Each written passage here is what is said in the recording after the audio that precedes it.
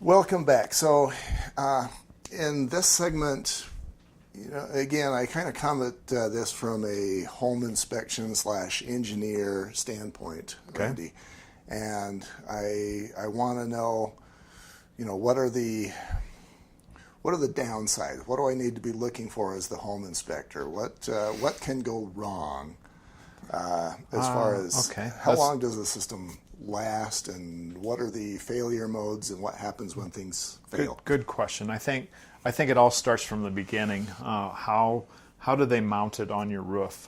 What are they doing on top? Because down below on the street view, you really can't tell unless the panel's blue or silver or something like that there's a whole lot of difference between each solar provider. So if it's blue or silver, there's a problem, or No, it's just that, how does it look aesthetically? How does Okay. it look? So there's really not a difference in there, but aesthetically, it just doesn't look pleasing. Right. Maybe somebody wants a space age. Maybe they're a Star Wars fan or something like that, and that's what they're trying to achieve. Yeah, I'm thinking I might go with Darth Vader on one. And There you go. Princess Leia. But really, what you see from the street view is not really, in reality, what's going on upstairs. So we've been called out on a number of different companies and how they install, how do they terminate the lines? Are they running the wires just basically on asphalt shingles and not within channels?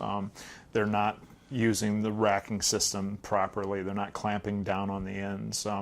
They're putting the panels over ridge lines, so wind can actually loosen those panels up. So you want to have the edge of the solar panel at least what? Generally 3 feet away? Well, actually, most fire codes, you need a 3-foot roundabout the panel, so you Perimeter can't around the panel. perimeter, right? You can't put it all the way out, And that's that for would be, as an fire. inspector, you should be looking for those Okay. things. That's for fire. That is not a wind sort of thing. No, that has nothing to do with wind. That's for fire code. Okay.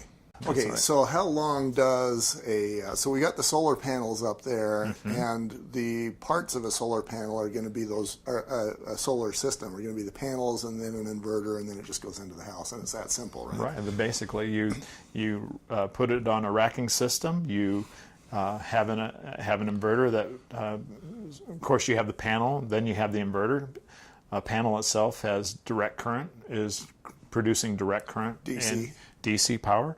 You want to invert that to AC power so you can use it in your, and there's, so you'll have an inverter.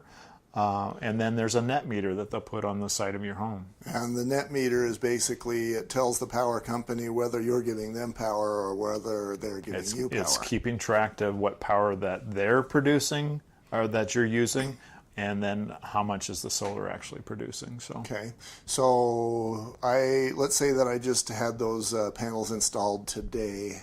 How long should I expect those panels, or what goes out first? first thing that happens is if you have solar on your roof, the power that you're generating inside your home, you're going to be using that power from the solar, from the sun. Right. Okay.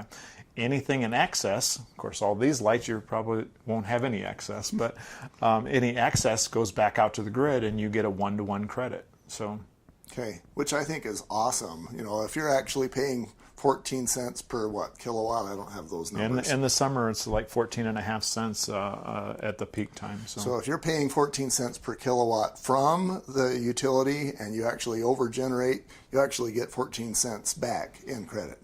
If you think of it that way, yes.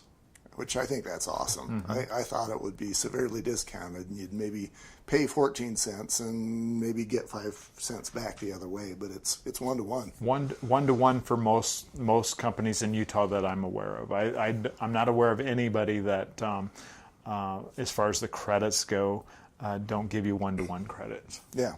But what is the first thing that goes out, and how long does the system last? The system is warranted for 25 years, at least from our company. The panel and the inverter that we use is 25 years. Panels should last 40, 45, 50 years. So there's panels that were actually, like we said, I think before, that were out in the 50s that are still generating power. So Yeah. they're, like we said, they're not as efficient, but Yeah, they're going to definitely way outlast your warranty.